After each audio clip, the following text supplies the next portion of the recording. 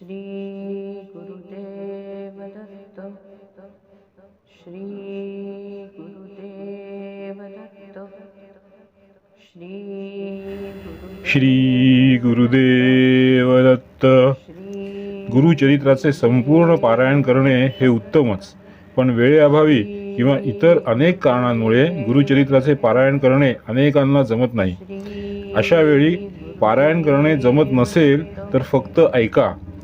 आपली नित्यकर्मे करता करता ऐकत राहावे. यामुळे गुरुचरित्राचे पारायण करण्या एवढेच फळ निश्चितच साधकाला लाभते. दत्तगुरूंची कृपा होतेच होते. श्री गुरुदेव दत्त। अध्याय 4। श्री गुरु दत्तात्रेयांची जन्मकथा। श्री गणेशाय नमः। सिद्धयोगी नामधारकाला दत्ताख्यान सांगू लागला. तो म्हणाला, वत्सा, सृष्टीच्या उत्पत्तीपूर्वी सर्व जलमय होते. नंतर त्यात हिरण्यगर्भ निर्माण झाले. हिरण्यगर्भ म्हणजेच रजोगुणाने उत्पन्न झालेला ब्रह्मा. त्याला ब्रह्मांड असेही म्हणतात. त्याची 2 शकले झाली, आकाश आणि भूमी. ब्रह्माने त्यामध्ये 14 भुवनांची रचना केली. 10 दिशा, काम, मन, बुद्धी, वाणी आणि कामादी षड्विकार उत्पन्न केले.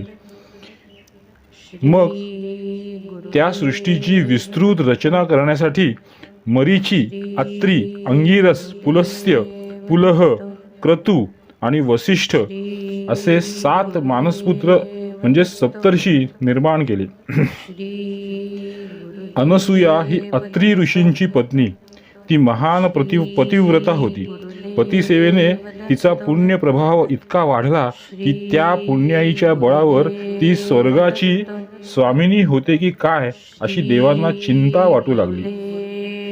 इंद्रादिकांनी ब्रह्मा, विष्णू आणि महेश यांची भेट घेऊन या चिंतेचे निवारण करण्यास सांगितले. इंद्र म्हणाला, अनसूया पतिभक्त आहे.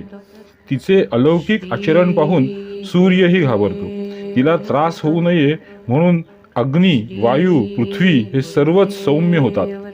तिला उपद्रव झाल्यास ती आम्हाला शाप देईल की काय अशी सतत भीती वाटते.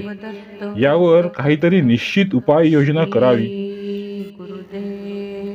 अनसूयेचे सत्व पाहण्यासाठी ते भिक्षुक रूपाने अत्री ऋषींच्या आश्रमात आले. त्यावेळी अत्री ऋषी अनुष्ठानासाठी बाहेर गेले होते. आश्रमात अनसूया एकटीच होती. त्यांनी हाक मारली व म्हणाले, आम्ही ब्राह्मण अतिथी खूप भुकेलेलो आहोत.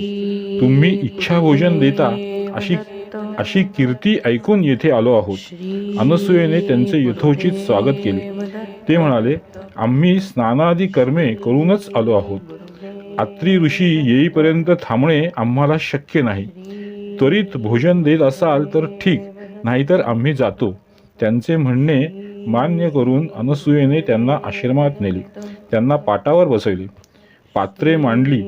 तेव्हा भिक्षुक म्हणाले, हे सती, आम्ही तुझ्या सौंदर्याची कीर्ती ऐकून येथे आलो आहोत. तुझ्या हातच्या स्वयंपाकाची चव घ्यावी आणि तुझे विवस्त्र सौंदर्य पाहावे अशी आमची इच्छा आहे. तू नग्न होऊन आम्हाला वाढणार असशील तरच आम्ही जेवू, अन्यथा निघून जाऊ.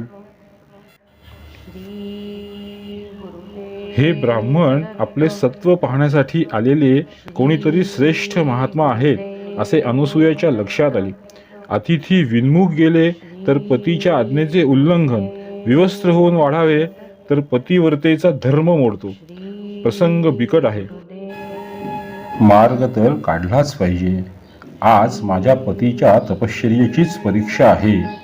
तीच माझे रक्षण करील असा विचार करून तिने अतिथींच्या मागणीला होकार दिला. ती स्वयंपाकगृहात गेली. तेथे विवस्त्र होऊन पक्वान्नांची पात्रे उचलली व माझ्या पतीची तपश्चर्या श्रेष्ठ असेल तर हे तिन्ही अतिथी लहान बालके होतील असे म्हणून ती बाहेर आली. तर काय आश्चर्य, त्या भिक्षुकांची तान्ही बालके झाली.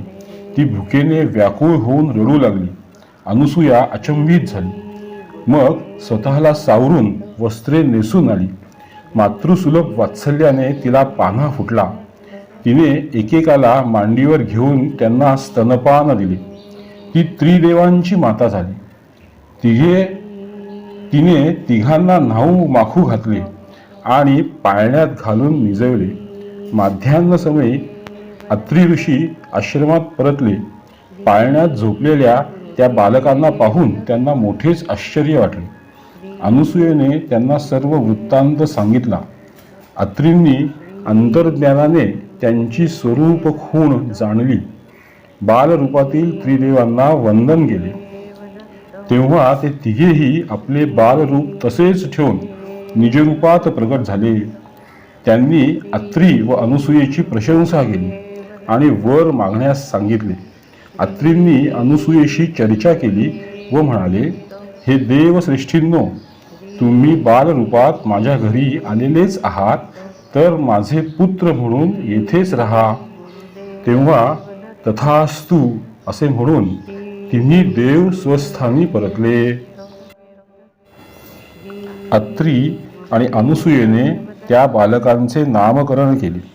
बालरूपातील ब्रह्मा, विष्णू आणि महेश्वर यांची अनुक्रमे चंद्र, दत्त आणि दुर्वास अशी नावे ठेवली. काही काळाने दुर्वास आणि चंद्र मातेसन्मुख उभे राहिले. दुर्वास म्हणाला, आई, मी तीर्थयात्रा व तपश्चर्या करणार आहे, मला निरोप दे. चंद्र म्हणाला, मी तारांगणात राहून तुमच्या चरणांचे नित्य दर्शन घेईन. शीतल चांदणे पसरवून सर्वांना सुख देईन. पृथ्वीवरील सर्व वनस्पतींचे पोषण करीन. विष्णुमूर्ती दत्त तुझ्यापाशी राहून तुझी सेवा करेन. अनुसूयेने त्यांना जाण्याची आज्ञा दिली. विष्णू दत्त रूपाने अत्री आश्रमी राहिला. ब्रह्मदेव आणि शंकर यांनी आपापले दिव्य अंश त्यांच्या ठाई स्थापन केले. तेव्हापासून दत्त हा अत्री आणि अनुसूयेचा पुत्र आणि श्री विष्णूंचा अवतार असूनही दत्तात्रेय म्हणून एकत्वाने राहिला. तो दत्तात्रेय महाप्रभू हाच गुरु परंपरेचे मूळ पीठ आहे. दत्त जन्माची अद्भुत कथा ऐकून नामधारकास अपार धन्यता वाटली.